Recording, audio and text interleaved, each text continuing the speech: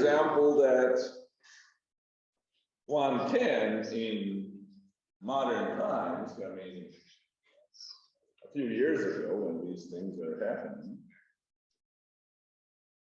answer questions that are really fundamental, because it seems like that the fundamental things that you could do with logic were done by Gödel and those people in the first half of the 20th century. And today, if you want to do anything, you're going to talk about delta 1-3 sets of reals, or things that are completely incomprehensible to the regular person.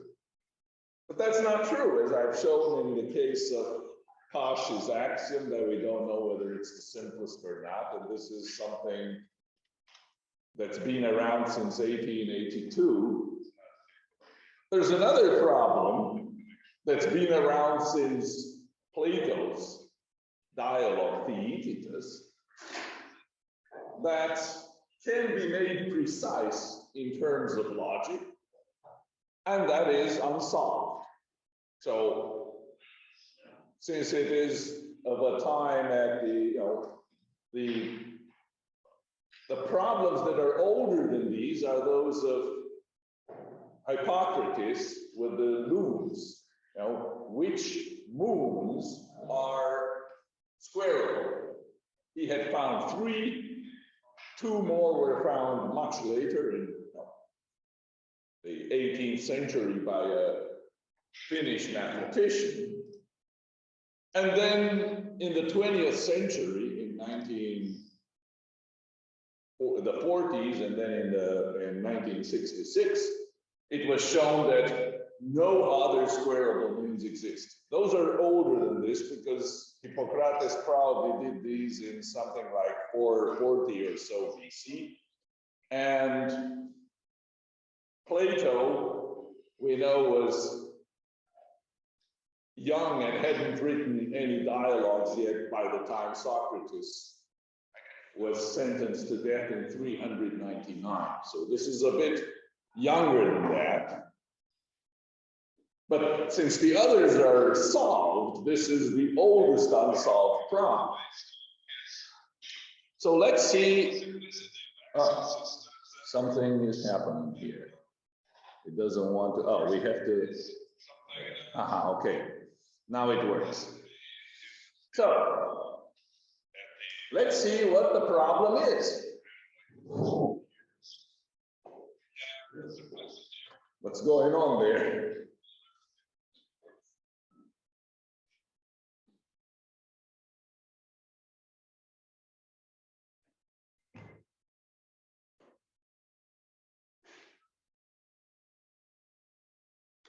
Okay, so in Wilbur Richard North's translation, the passage from Theaetetus is Theodorus was proving for us via diagrams something about powers, in particular about the 3-foot power and the 5-foot power, demonstrating that these are not commensurate in length with the 1-foot power, and selecting each power individually in this way up to the 17-foot power.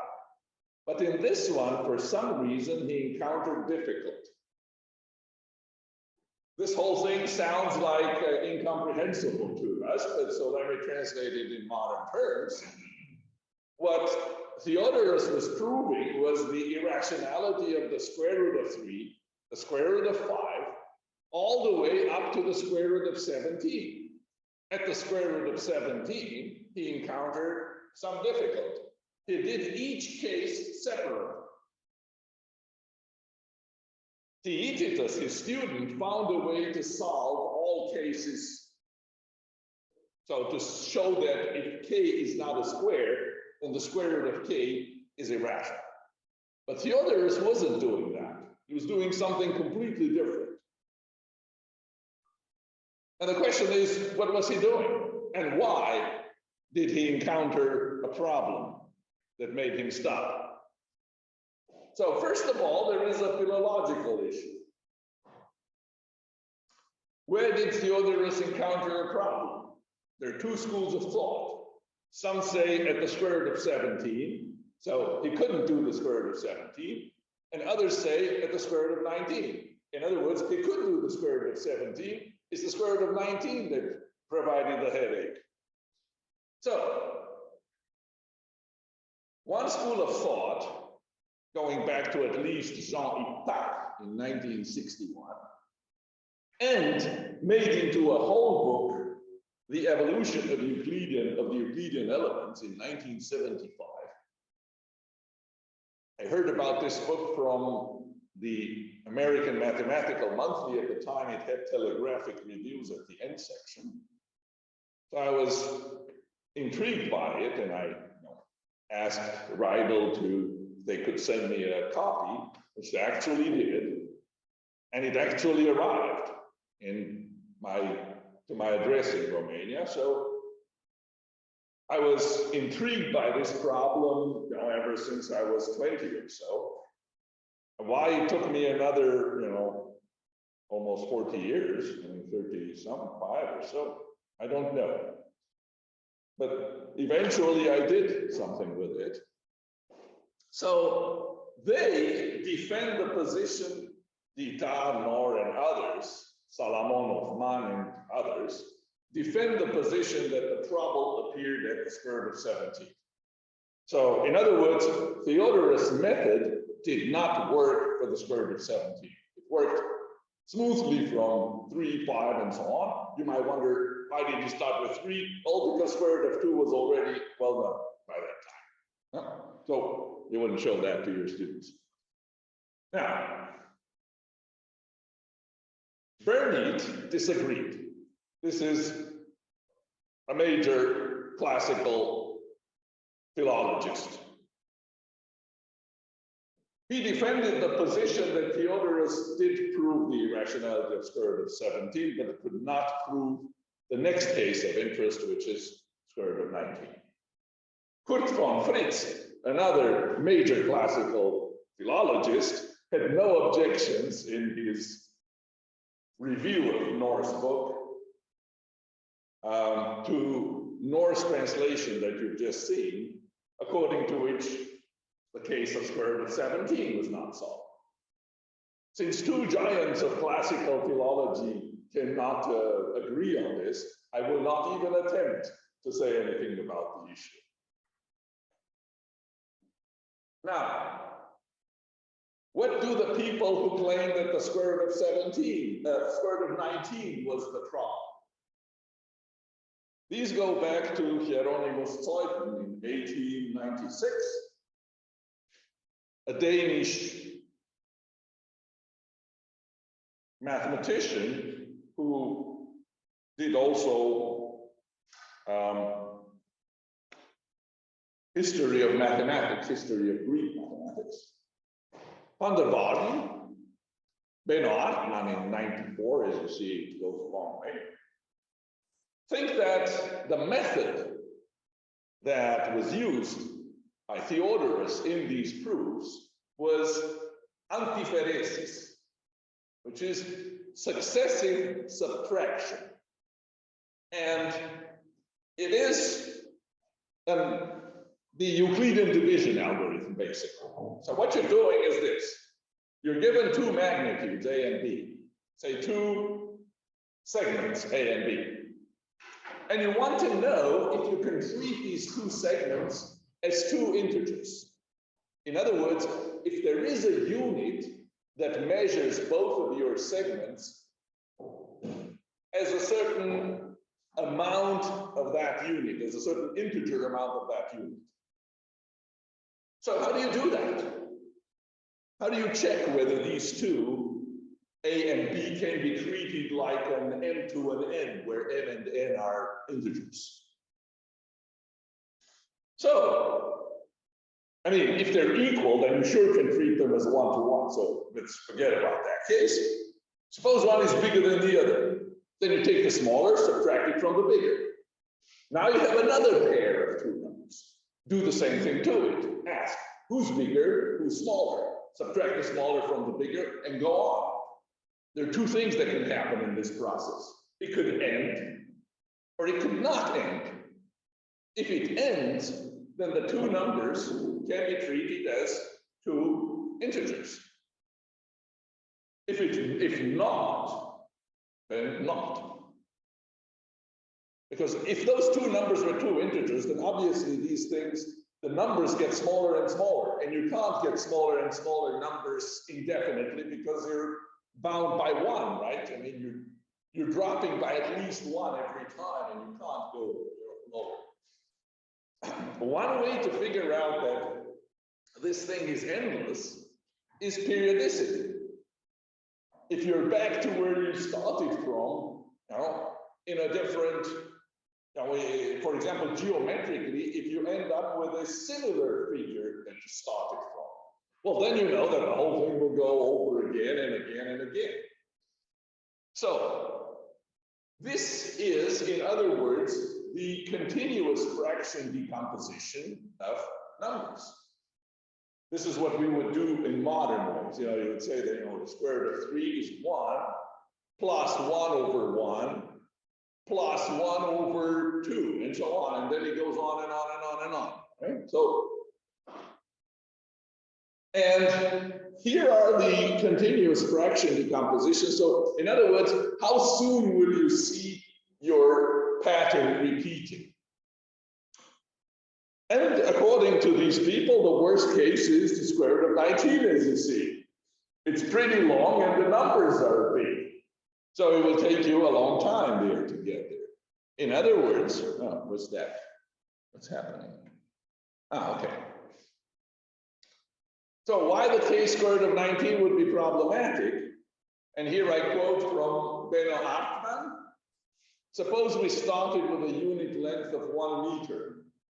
So you try to compare the unit of 1 meter with the square root of 19 to see whether these two have a common measure.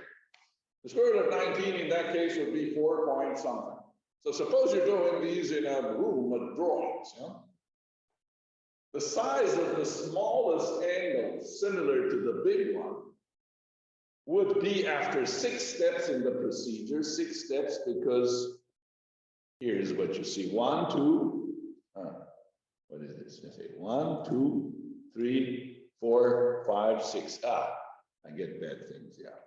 Okay. So there's 6 things around here. Yeah. That's why it takes you 6 steps. Is about 1 millimeter by 4 millimeters. So you started with 1 meter by 4 and some.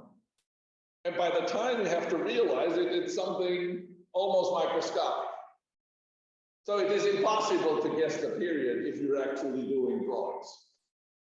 That's the explanation of the one school of thought that thinks that antiparesis was it. Now, the second school of thought, which believes that the trouble appears at the square root of 17, thinks that these proofs were carried out by Theodorus in the same way that the irrationality of square root of 2 was carried out. And how was that carried out? Well, Aristotle tells us that it was carried out by even odd considerations. We know that that's the thing. And then the idea is very simple. I mean, why there would be a problem with the square root of 17 if all you have is the arithmetic of the even and the odd? If you take the square of any odd number, so your odd number is 2n plus 1, you square it, you get 4n squared plus 4n plus 1.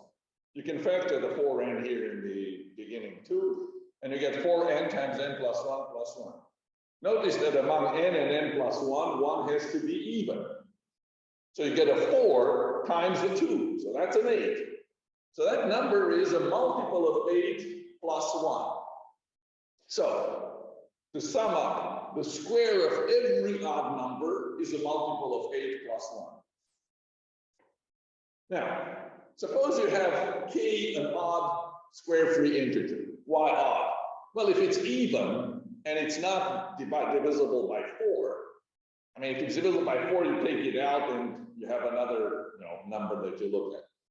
So if you have a multiple of 2, but not a multiple of 4, well, then you're done, because you know that you can use the same proof that you used for square root of 2. If your k here, if the k here is a multiple of 2, but not of 4, then you're saying, look, this side is even. That forces m to be even. Yeah.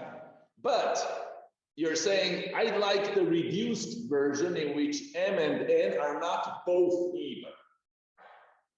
Yeah, you can always bring to a fraction, you have m over n, right?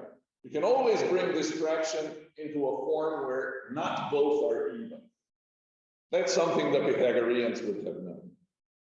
Yeah, that you can get rid of the biggest power of 2 that's common to both of them and get an even, and get at least one odd number. So if k had been even, then this would force m to be even. But then m squared gives you a 4 here. You simplify the 2 from here with the 4 from there, and you get a 2. But that forces n to be even, which is a contradiction to our assumption that not both n and n were even. So for all k that are even and not multiples of 4, you're done. So the odd square free numbers are interesting. Why square free? Well, if there's a square, take it out. And then you're left with a square free thing. If m and n are such that m squared is equal to kn squared, then there are odd m and n for which this holds. Why odd? Because again, as I said, you can always reduce an m over a fraction to one where at least one is odd.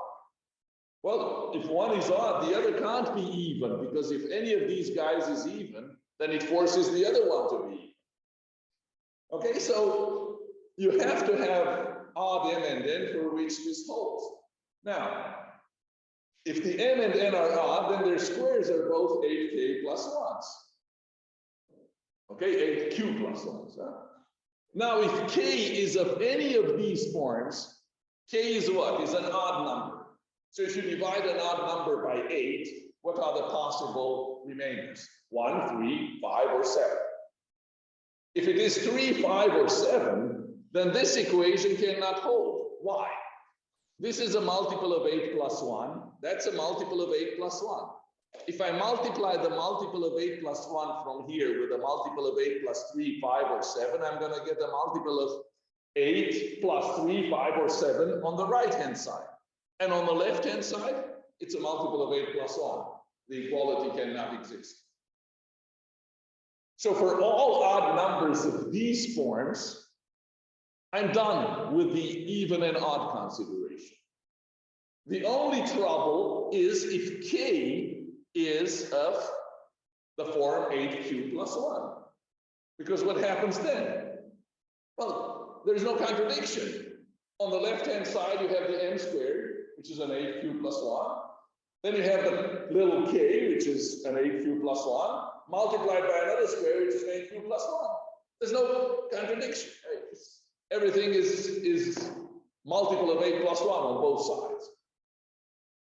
Now, since 17 is the first positive integer of this form that's not a square, that's why Theodorus encountered a difficulty here, because you can't do it with this kind of reason.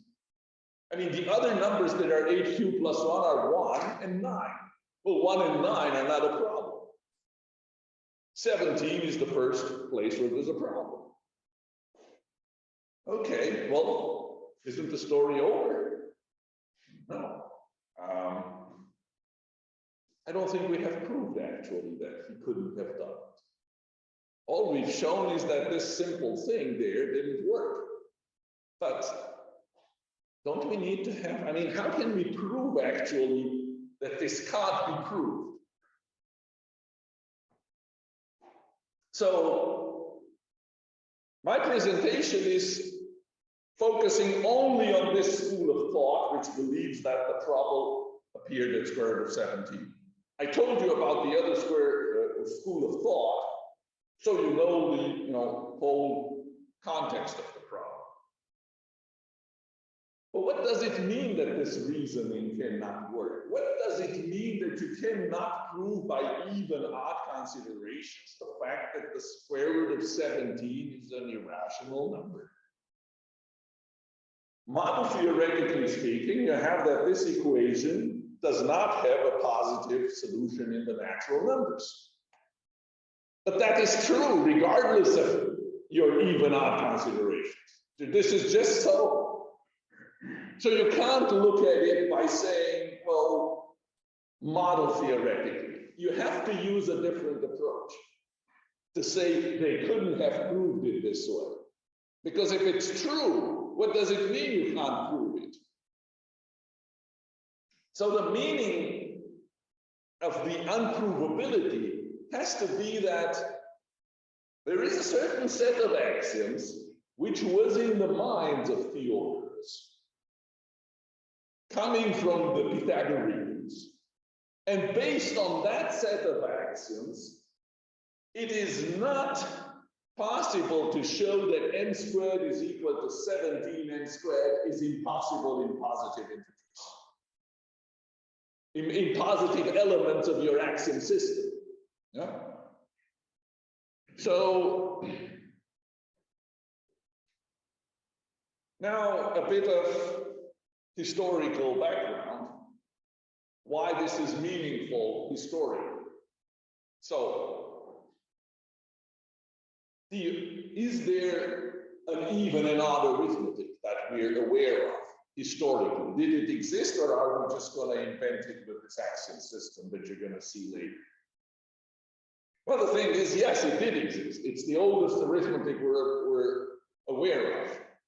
So, the Pythagorean number theory were using, the number theorists were using arguments that were based solely on the parity of positive integers. How do we know this? Well, because there is this great repository of relics of older geometry, which is called Euclid's Elements, where if you search deeply, you see that there are several pieces that were taken from much earlier fossils of Greek geometry. Because unfortunately, the success of this book made that all history of Greek geometry was lost. In fact, we had an actual history that's also lost. I mean, the previous elements, as other people wrote other elements, they're all lost. So if we want to recompose what happened before, we have to rely on Plato, Aristotle in particular, and archaeological work with the elements. And in the elements, in book 9, we find a series of propositions that are successively enumerated from 21 to 34 that are all about the arithmetic of the even and the odd. Here is their statement. 21 through 27 say. So 21 says, if as many even numbers as we please are added together, then the sum is even. If as many odd numbers as we please are added together and their multitude is even, then the sum is even. If as many odd numbers as we please are added together and their multitude is odd, then the sum is also odd. If an even number is subtracted from an even number, then the remainder is even. If an odd number is subtracted from an even number, then the remainder is odd. If an odd number is subtracted from an odd number, then the remainder is even. If an even number is subtracted from an odd number, then the remainder is odd. If an odd number is multiplied by an even number, then the product is even. If an odd number is multiplied by an odd number, then the product is odd. If an odd number measures an even number, then it also measures half of it. Here I write something modern because it's perhaps a bit confusing what it's all about. So the odd number is 2k plus 1. it divides a 2n, then it means that 2k plus 1 divides n itself. If an odd number is relatively prime to any number, then it is also relatively prime to double it. So I use this parenthesis of two things as the greatest common divisor of the two things, right? So when you see here 2k plus 1 comma n, in parenthesis, that means the greatest common divisor of those two numbers. If that greatest common divisor is 1, then the greatest common divisor for 2k plus 1 and 2n is also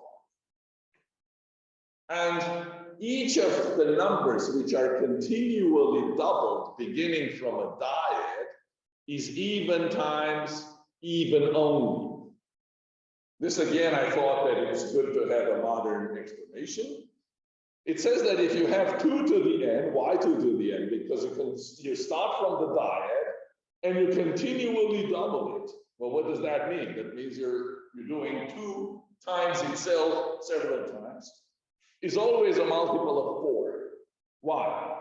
Because not only a 4, it's a little bit more. Even times even only means what? That you can write some numbers even times even and even times odd.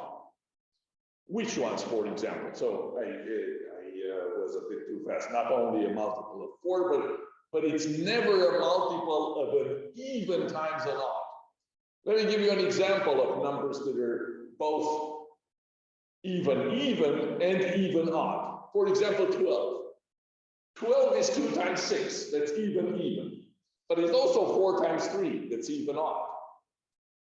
Notice you can't do the trick as saying, well, 8 is also even odd because I can write it as 8 times 1. That doesn't work because 1 is not a number, as we well know, right? For the Greeks. 1 is the unit. It's, you know, some think it's even both even and odd. Yes. So forget about 1 being considered as odd. Yeah. So this is what this says.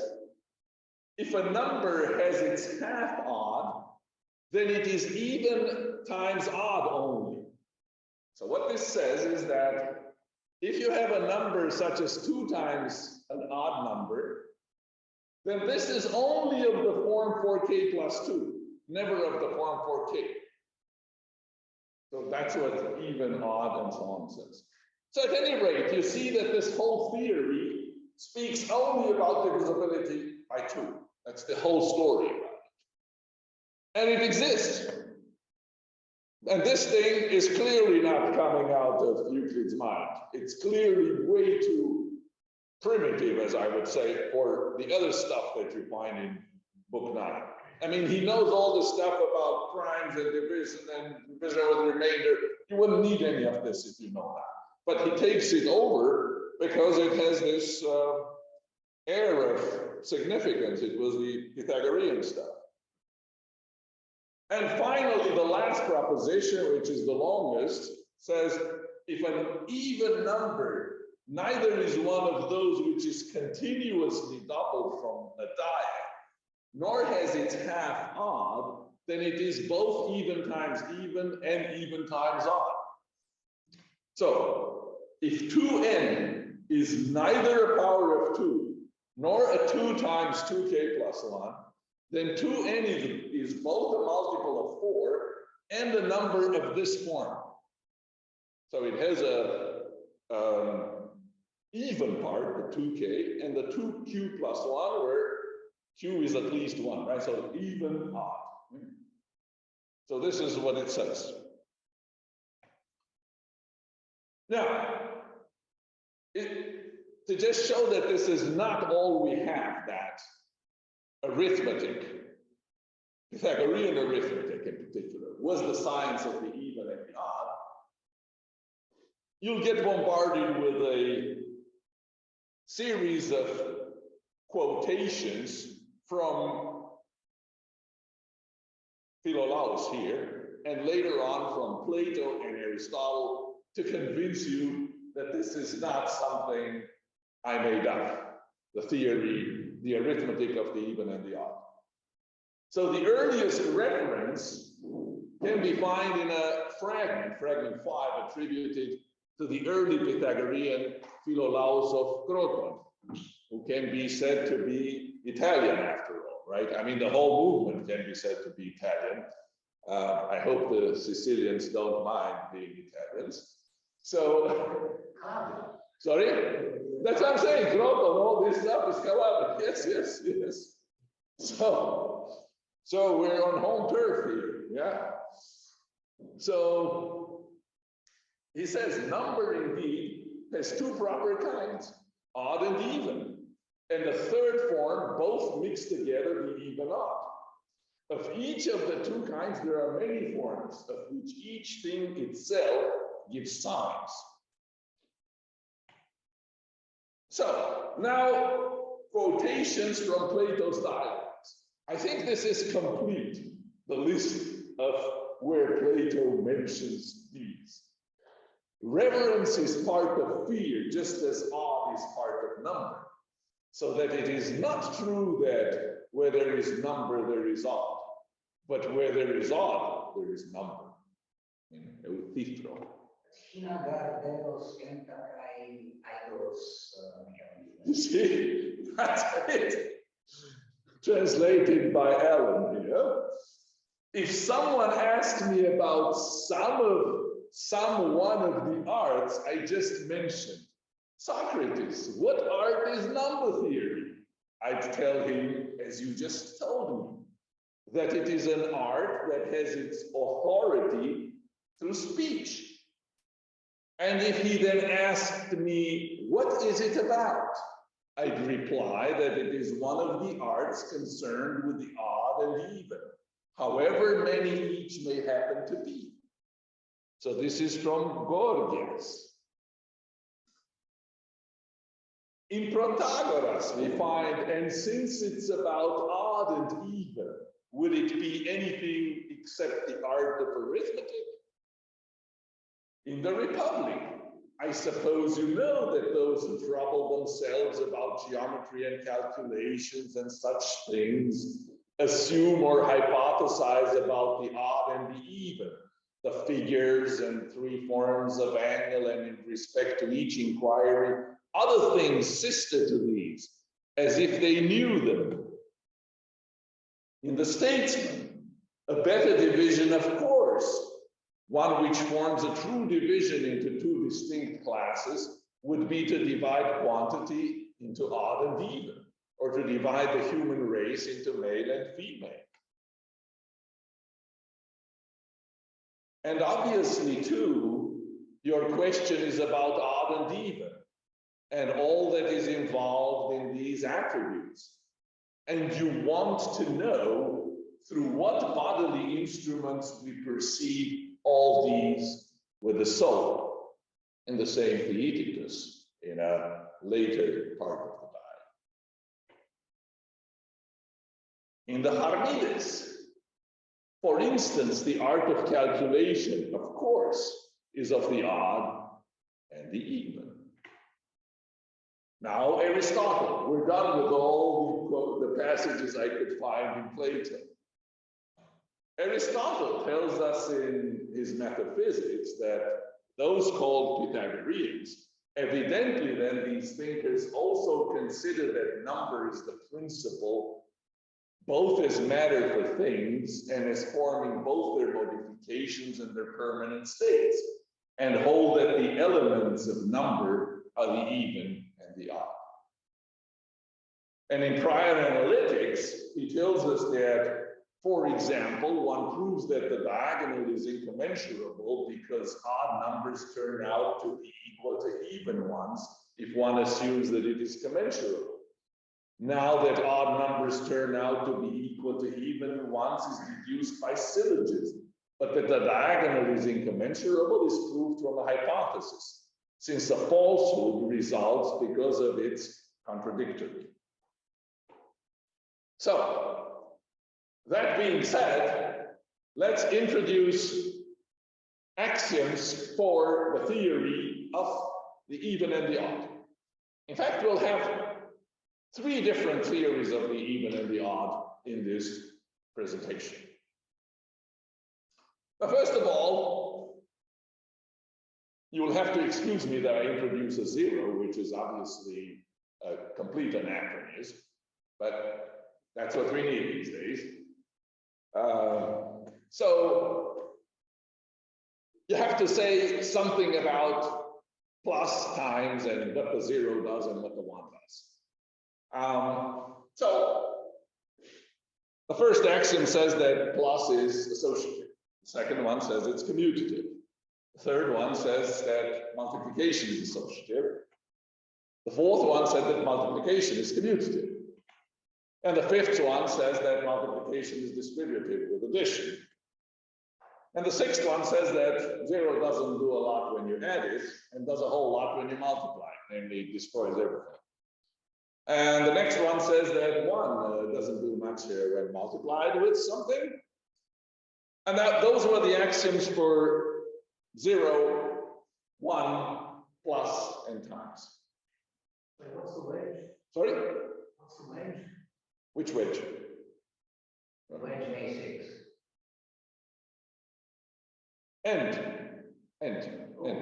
sorry, yeah. Yeah, it's the first time that you see a logical symbol, because, yeah, we could have split it into A61 says this, and then A62 says, there are two things we're saying. We're saying that 0 does this, and because it's all about 0, we put them in one axiom, but there's no reason you could put it in a separate axiom. So now we need some axioms for less than.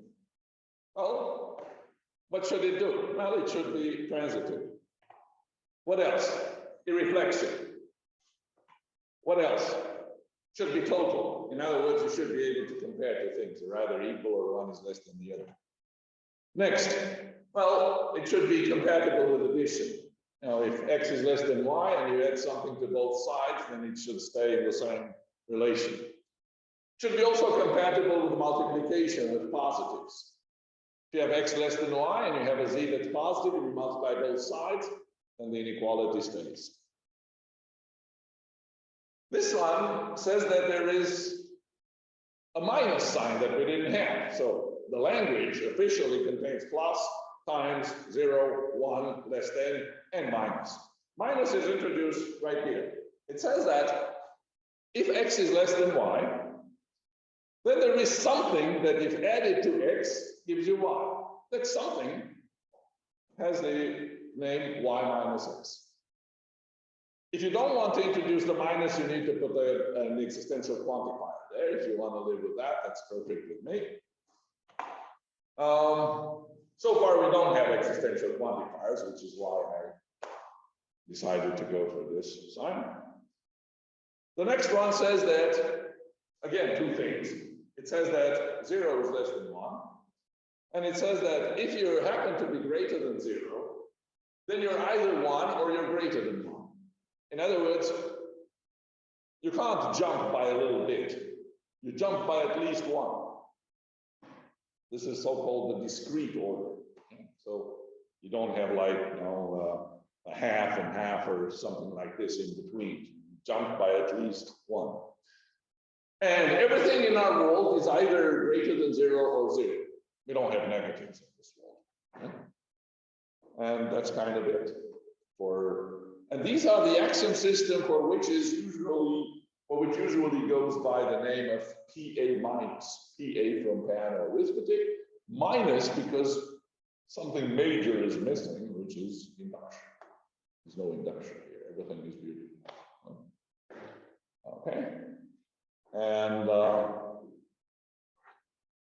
this you can, the name PA minus comes from the book Models of Pan or Arithmetic by Richard Kay. Okay, you couldn't live with just that. We're going to introduce a new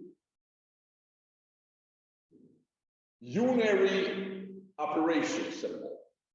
The unary operation symbol is this. Now you can put a dot here if you don't like the x. So there is just one place here, right? The 2 is just don't consider A, just so we understand what it is. It doesn't exist, right? So this is an operation symbol, a unary operation symbol. So you have just one thing in this place, and it belongs to our language, right? So we have in the language 0, 1, plus, times, less than, minus, and now this. And an axiom says that what you're saying, x is 2x over 2, or x is 2 times x over 2 in integer part plus 1. What is 2, you may say? 2 is just 1 plus 1, okay? Or put differently, when you see 2 times something, so 2x is x plus x. So when you see this, this is this stuff plus that stuff, plus the second. And here you have this. This says that every element in our universe is a multiple of 2 or a multiple of 2 plus 1. So everything is odd or even. It doesn't say that it couldn't be both. No, you just don't say that here. Now, we wonder, this is the simplest arithmetic of the even and the odd, you would say, right? Because we have what? Well, we have the usual arithmetic thing, and we have the fact that every number is even or odd. But let's see, is it strong enough to do anything useful for us? No. You can't show that square root of 2 is irrational. What does it mean you can't show? Well, there's a model of everything, of PA minus together with A16, this one. So PA minus was everything it was before, right? You add A16, and you get an actual model in which it's not true that square root of 2 is irrational. In fact, it's very much rational. Okay, so with this, you can't show this. What is 2 bar? 2 bar is 1 plus 1. Everything bar is that thing 1, 1, 1, 1 that many times. So this is very weak, you know. It is an arithmetic of the even and the odd, but one that is has too little assumption, too few assumptions. So let's get some more assumptions there. So this can't be proved, yeah? The statement that you see here is a formal statement that square root of 2 is irrational, and that cannot be proved in this. But let's ask our question now a bit going on a tangent, because our concern is the square root of 17. But let's ask ourselves, how much of a theory of the even and the odd do I need to show that square root of 2 is irrational? So some kind of a reverse question, you know. I want to show that square root of 2 is irrational. What is the minimal even and odd assumptions that I need? I need to know that no even number is an odd number. I need to know that 2 is not 0. You would say, didn't I know this if I had the order things? Yeah, but you'll see, we won't have order. It goes with much less. And I need this. I need to say that if x times a is x times b, then either a is b or x is 0. So I need to know that I can simplify x's from these kinds of things if x's are not 0. So these 3 axioms, if you add them to A1, A7, A16, then you get a theory in which you can prove the above propositions of book 9 of the Elements. So at least, so what was the A7, A1, A7? It was all the stuff about plus, yeah? Before we got anything about less than, yeah? This part. Then you have A16, which is every number is even or odd. And then you have these 3 axioms. So if you have just this, you get another theory of the even and the odd. This is strong enough to prove the propositions that we've seen, the ones that you can express, because it's hard to say, you know, the even number or whatever. But ones you can express, you can prove them all.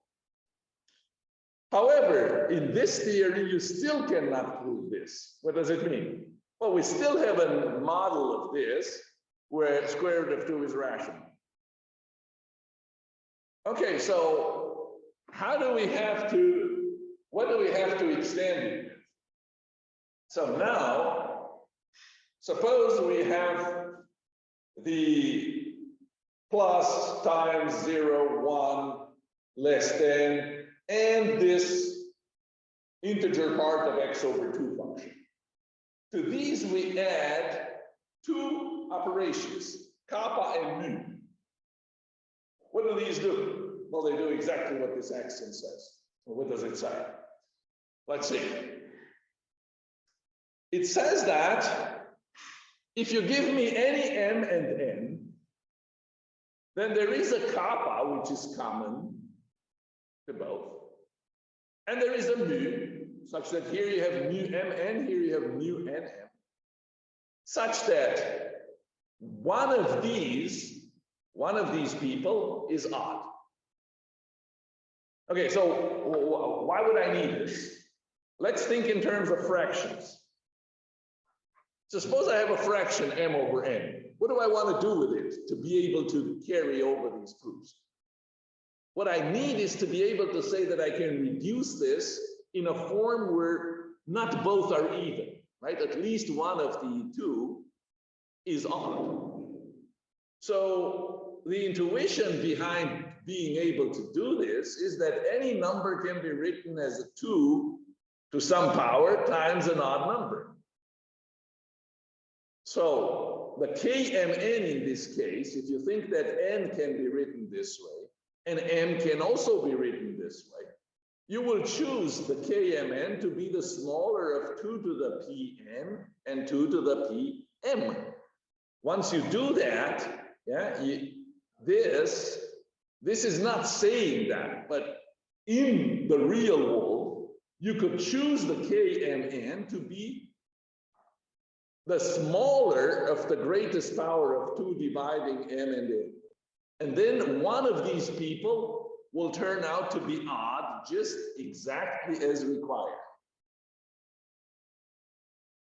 So you also need an axiom telling you that x is 2x, 2x is x plus x over 2. So if you do here 2x over 2, you get just x. Suppose we have this stuff. And now we have another arithmetic of the even and the odd, which stands for the theory axiomatized by A1, A15, Q, and S. So Q is this, S is this, A1, A15. So we're no longer needing, this is what we have, this is PA minus, right?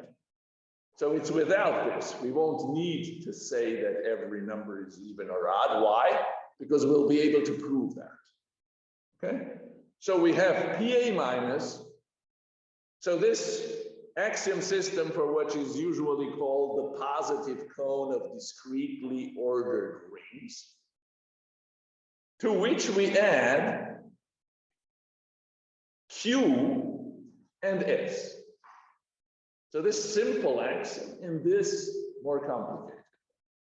If in this, we finally are able to prove that square root of 2 is irrational. So if you have this, that's enough for that. Okay. Now, in the paper in which I wrote these things in 2016, I've shown that this theory that can show that square root of 2 is irrational. Remember, the dagger is just that. The square root of 2 is irrational. So it can show this, but it cannot show that square root of 17 is irrational, which I denote by delta, this statement. Okay, now how did I show this? Proof theoretically. I wasn't able to find an actual model for that. So to find a model of OE plus less than this stuff, that in which square root of 17 is a rational number, I couldn't find it. But I could show proof theoretically that that you cannot show it. So you may say, okay, isn't this done? Didn't we actually solve this problem from Plato, from old geometry. I mean, we finally showed that, with the theory of the even and the odd, you can't do it. Well, it sounded like that, but I had in 2017 a reading course on Introduction to Meta-Mathematics. There were 2 students who took it. It's based mostly on, Gödel's incompleteness theorems. And since it was about arithmetic, I asked them to read this stuff as well. And one of the 2 students didn't agree that this was the actual theory of the even and the odd. And here is Celia Schacht's version of the arithmetic of the even and the odd. So she criticized this theory, the OE plus list, by saying that Q itself, here, this Q, tells us that a fraction can be simplified so that at least one of the denominator and numerator, one of these is odd. But it skips a step. The step was that every number can be written as a power of 2 times an odd number. And it goes directly to the consequence that you can get rid of this power of 2 in the 2 fractions. But the axiom system she proposes as reflecting the true arithmetic of the even and the odd doesn't skip that step. It tells you that every number can be written in this form. Well, how does she do that? Let's see, what does the language consist of? It consists of 0, 1, plus, times, less than, minus, this integer part of the thing over 2, and 2 unary operation symbols, tau and omega, whose meaning can be read off from this equation. Every n can be written as tau of n times omega, where tau of n is a power of 2 and omega of n is odd. Well, how can you say a power of 2 in our language? It's not hard. You would say, you are a power of 2 if everything that divides you is even. That sounds like a power of 2 to me, right? If everything that divides you is even, then you're a power of 2. So we can say this. And so tau is a power of 2 and omega is odd. We know how to write this. As a defined notion meant to shorten the formulas, we will use this unary predicate. P2n means tau of n is n. What does that mean? Means that n, the omega in n, is 1. Right? So every n is made of tau of n and omega of n. If tau of n is n, then it means that you are a power of 2. So let's see what the axioms are saying. The first of her axioms are saying that n is a power of 2. And a times b is n, and a is greater than 1, then a is even. Remember, nobody knew what tau and omega were. So the axioms will tell us what they're doing. I just explained here to you what the intended interpretation is. But without any axioms, they're whatever they are. They're unary operations that mean nothing. So it's just these axioms that are going to tell us what they mean. And the first one tells us that if n is made just of tau n, and a is a divisor greater than 1 of n, then a is even. The next one tells us that if n is greater than 0, and then n can be written in this form.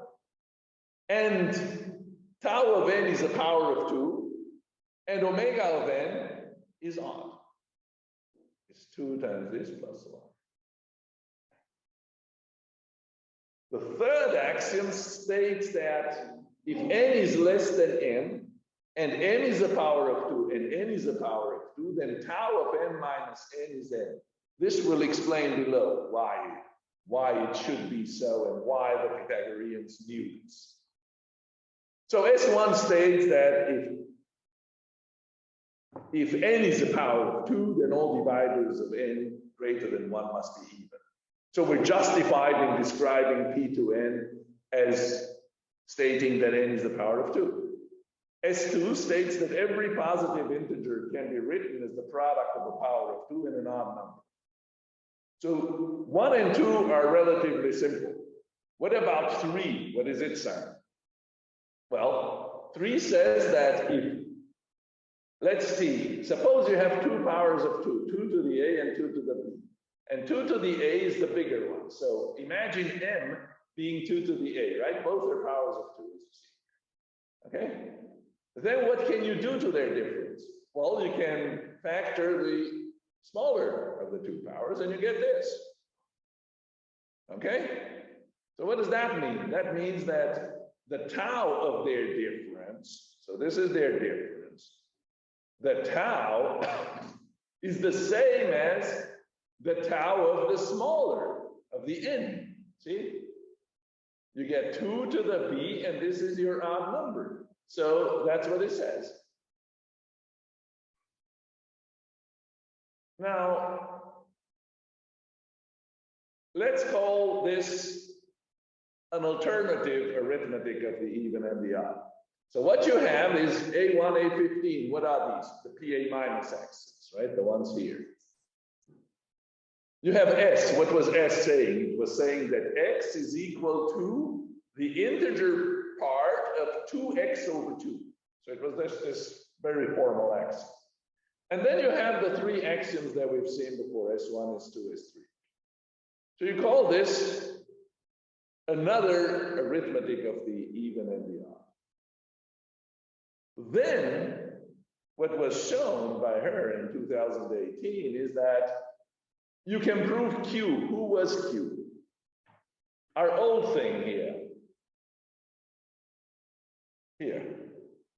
You can show in this arithmetic that you can define a kappa and a mu such that this holds. So in other words, you can simplify fractions so that not both of them are even in her theory.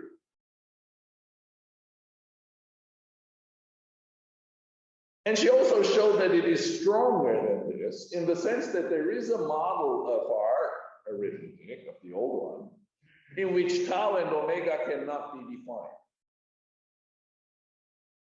So this is a strictly stronger theory. In it, you can show that if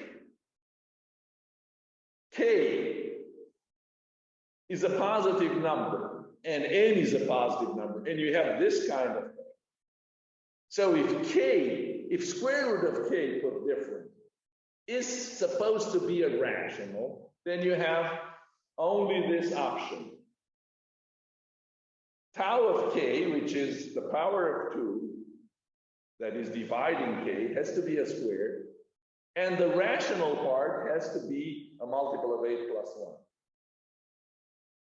So in other words, the only numbers who could be this are perfect squares, or number that are powers of perfect square, powers of even powers of 2, multiplied by numbers of the form 8, multiple of 8 plus 1. So all the others you can show are irrational in this theory, all other square roots. The big question, and why I was saying in the beginning that this is the oldest unsolved problem, is that she could not show, I could not show, and everyone to whom I've shown it, specialists in formal arithmetics, could not show that this theory cannot prove that square root of 17 is irrational. The old proof theoretical approach does not work here, and no proof is known. And if this arithmetic of the even and the odd reflects the real understanding of the even and the odd in the Pythagorean mind, then the problem is wide open. Why Theodorus could not show it. What are the reasons for us to believe that this is true, that Theodorus could not have shown it? 17 is a square modulo any power of m. So in other words, there is not a clear thing that you can do with it. You know, you hope usually that at some place it won't be a square, so you'd say, oh, this doesn't, you know, it's a bad thing. But there is no bad thing. And how do you express it in this theory of Celia Schacht? You know, that's unknown. Because, as I said, it's very hard to find models of these theories where, you know, the square root of 17 is rational. I mean, I couldn't find it in mine, and she couldn't find it in hers. That's the end of my talk then.